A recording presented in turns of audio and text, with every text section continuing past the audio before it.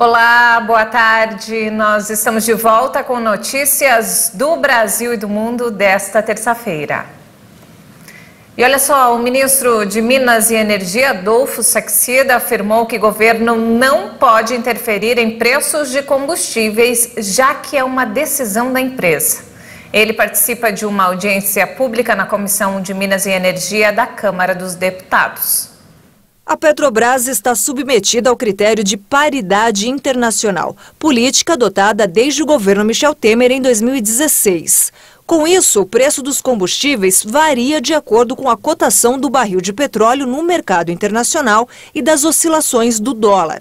O ministro lembrou que existem marcos legais que impedem intervenções do governo nos preços, mesmo o governo sendo acionista majoritário. Segundo ele, o preço é decisão da empresa. Saxida garantiu que o governo está trabalhando para que medidas aprovadas pelo Congresso para reduzir os impostos federais e estaduais sobre os produtos sejam corretamente aplicadas para diminuir o impacto ao consumidor. A Comissão de Valores Mobiliários abriu um processo para investigar as notícias que anteciparam a renúncia do presidente executivo da Petrobras, José Mauro Coelho. A Petrobras informou que recebeu questionamentos da B3, a Bolsa de Valores oficial do Brasil, sobre as movimentações atípicas ao longo deste mês. O vai e vem das mudanças no comando da Petrobras e os rumores de aumento nos preços desde o início de junho quase que triplicou a movimentação de ações no período.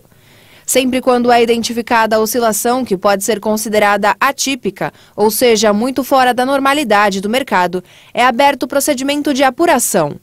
A Petrobras disse que não tem conhecimento de qualquer fato relevante pendente de divulgação que possa justificar as oscilações registradas no preço, na quantidade e no número de negócios envolvendo ações no período de 3 a 17 de junho.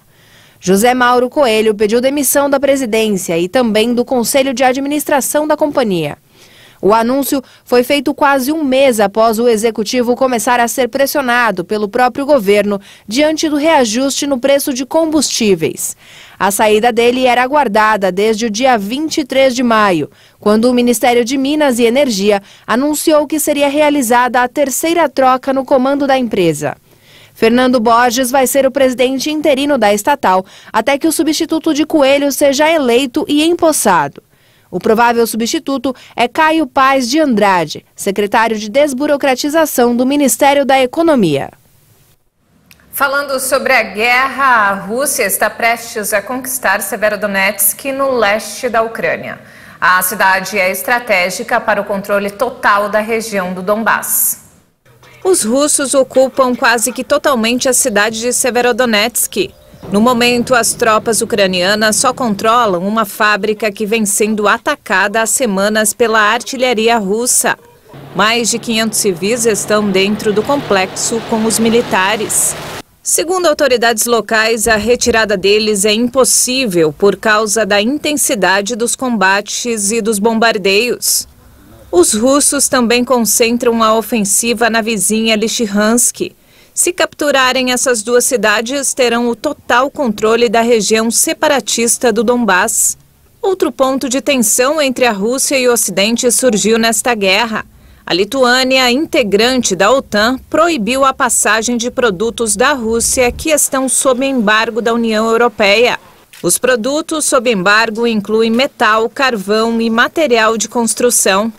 A proibição enfureceu o presidente Putin, que prometeu retalhar o país.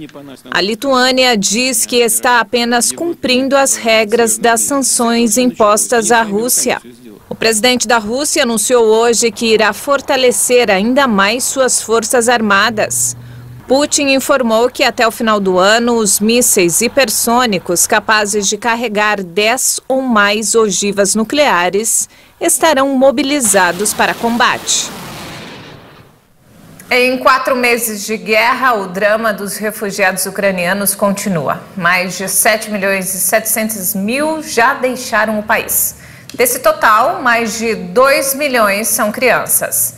Na tentativa de ajudar os refugiados, o jornalista russo Dmitry Muratov, vencedor do Nobel da Paz, decidiu leiloar a medalha do prêmio. Acompanhe. O objetivo da venda era destinar o valor adquirido para um programa do Unicef que ajuda crianças ucranianas deslocadas pela guerra.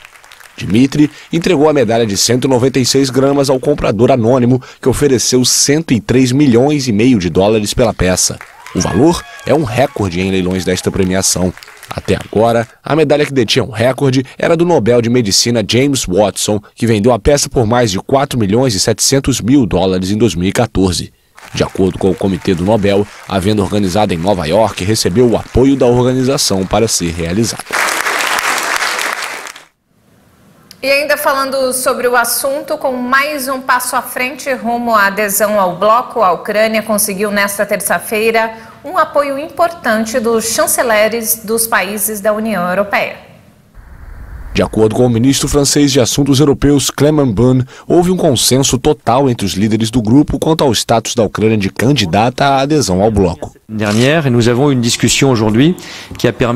Tivemos uma reunião hoje que nos permitiu mostrar um amplo consenso ou mesmo um consenso total sobre o andamento desses tópicos e, em particular, no que diz respeito à Ucrânia e a possibilidade de reconhecer o status de candidato o mais rápido possível. O debate agora é de responsabilidade dos chefes de Estado e de governo. Creio que trabalhamos para que a unidade europeia que descrevi como tão essencial possa voltar a ser vista e que tenhamos um resultado positivo, importante e histórico no final desta semana sobre o assunto. O apoio acontece poucos dias antes de uma cúpula em Bruxelas, que deve adotar uma posição formal do bloco. Na sexta-feira, a Comissão Europeia havia decidido a favor da concessão desse status à Ucrânia e à Moldávia. O acordo a ser selado na cúpula desta semana seria o primeiro passo de um processo que costuma levar anos. De acordo com o ministro das Relações Exteriores de Luxemburgo, Jan Asselborn, a União Europeia está prestes a dizer à Rússia que a Ucrânia faz parte da Europa. E antes de encerrar, de volta ao Brasil, olha só, os tribunais do país têm registrado um número cada vez maior de guarda compartilhada de pets. Acompanhe. A guarda compartilhada de cachorros virou realidade no país, que possui a segunda maior população pet do mundo, atrás apenas dos Estados Unidos. Para se ter uma noção, nos últimos 2 anos, o número de animais de estimação aumentou em 30%, de acordo com uma pesquisa da Comissão de Animais de Companhia, ligada ao Sindicato da Indústria Veterinária. Histórias de cachorros que, após a separação de seus donos, começaram a revezar entre 2 lares, se tornaram comuns, mas nem sempre com decisões harmônicas entre os donos. A chamada família multiespécie vem ganhando espaço como um tema desafiador para a justiça, que encara disputas em processos similares à separação com filhos. Casos desse tipo antigamente iam parar na vara civil, onde o pet era tratado como um bem.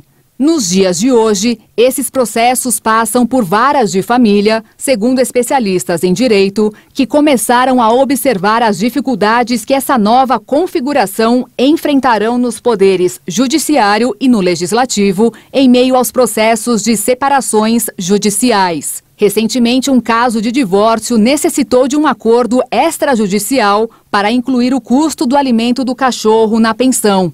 Outro episódio semelhante ocorreu com um cachorro da raça Dachshund, onde sua tutora servidora pública ganhou um processo que durou quase 2 anos.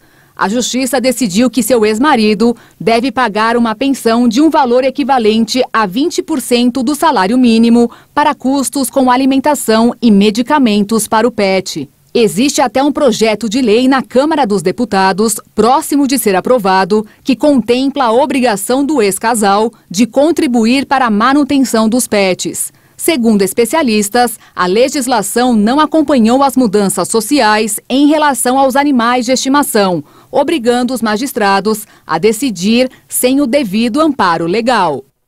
Que bacana, é isso mesmo, tem que dividir as contas. E não temos mais tempo, essa edição fica por aqui. Mais informações ao longo da nossa programação. Obrigado pela companhia e uma ótima tarde para você.